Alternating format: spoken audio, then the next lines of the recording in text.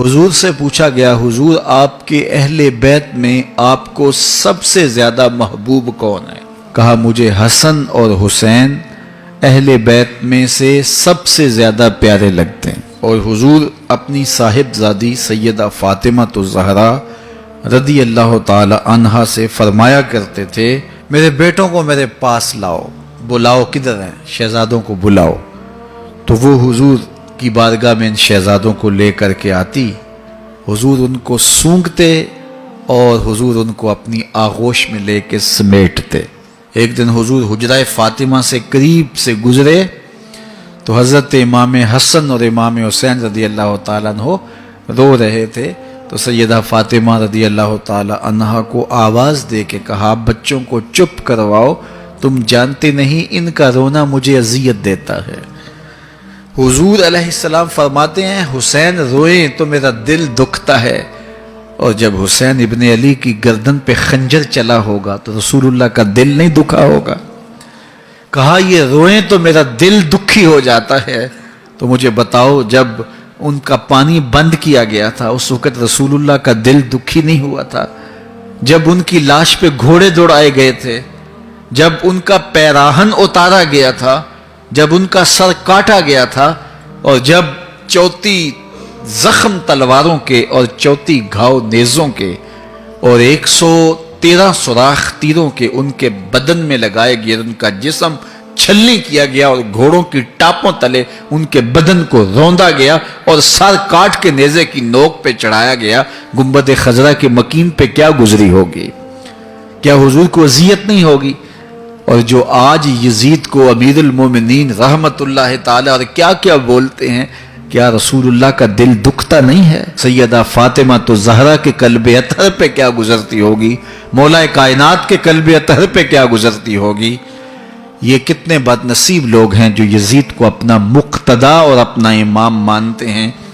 یزید کے لیے تو ایک حدیث بھی نہیں ہے فضیلت میں، اور رسول اللہ حضرت امام حسن کو امام حسین کو کبھی جنت کا پھول کہہ رہے ہیں، کبھی چوم رہے ہیں، کبھی کندھوں پہ بٹھا رہے ہیں، کبھی گود میں بٹھا رہے ہیں، کبھی کہتے ہیں بیٹے منہ کھولو، وہ منہ کھولتے ہیں تو زبان دیتے ہیں کہ اس کو چوستے رہو۔ مطلب کیا؟ آج میری زبان چوس لو، کربلا کی پیاس میں دل نہیں گھبرائے گا۔ تو حضور کی اطرت کو شہید کر دیا، حضور کی آل کو شہید کر دیا، اور کربلا کے میدان میں جو ظلم کیا گیا، جو زیادتیاں کی گئیں، پھر خیموں کو آگ لگائی گئی، سامان لوٹا گیا، اللہ اکبر، پھر یہ سر نیزوں کی نوکوں پہ چڑھائے گئے، 17 سر نیزوں کی نوکوں پہ چڑھائے گئے، اور پھر خاندان نبوت کی شہزادیوں کو سواریوں پہ بٹھایا گیا، اور آگے آگے سر چل رہے ہیں اور پیچھے یہ قافلہ چل رہا ہے۔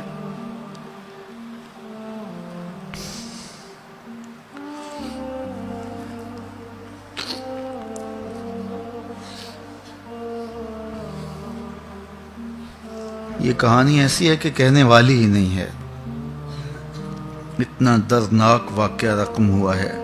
حضرت ابو ذر رضی اللہ تعالیٰ عنہ جلیل القدر صحابی ہیں، ان سے یہ روایت مروی ہے، کعبے کے دروازے کو پکڑ کے حضرت ابو ذر غفاری نے فرمایا لوگو سنو، میں نے یہ حدیث رسول اللہ سے خود سنی ہے۔ رسول اللہ فرمایا کرتے تھے میرے اہل بیت کی مثال تمہارے اندر اس طرح ہے جس طرح حضرت نوح علیہ السلام کی کشتی، جو کشتی میں سوار ہو گیا وہ نجات پا گیا، جو پیچھے رہ گیا ڈوب گیا۔ اگر منزل پہ پہنچنا ہے تو اہل بیت رسول کا دامن پکڑ لو۔ حضور نے یہ بھی ارشاد فرمایا میرے اصحاب ستاروں کی طرح ہیں، اور اہل بیت کو فرمایا کشتی نوح کی طرح ہیں۔ سمندر کے سفر اسی طرح کیے جاتے ہیں، بیٹھا کشتی میں جایا جاتا ہے اور نظر ستاروں پہ رکھ کے ساحل پہ پہنچا جاتا ہے۔ وہ بھی ڈوب جائے گا جو ستاروں کو چھوڑے گا، وہ بھی ڈوب جائے گا جو کشتی کو چھوڑے گا۔ تمہیں مبارک ہو، اہل بیت کی محبت کی کشتی میں بیٹھے ہو اور صحابہ کی طرف نگاہیں بھی جمی ہوئی۔ اللہ تعالیٰ کا شکریہ ادا کرو کہ اس نے ہمیں کتنا پاکیزہ، ستھرا اور خوبصورت عقیدہ عطا کیا۔ تم نے یزید کا قصیدہ بھی نہیں پڑھا، صحابہ کو گالیاں بھی نہیں دی، تمہاری زبان کبھی فاروق اعظم کے تذکرے کرتی تھی، کبھی حسین ابن علی کے تذکرے کرتی۔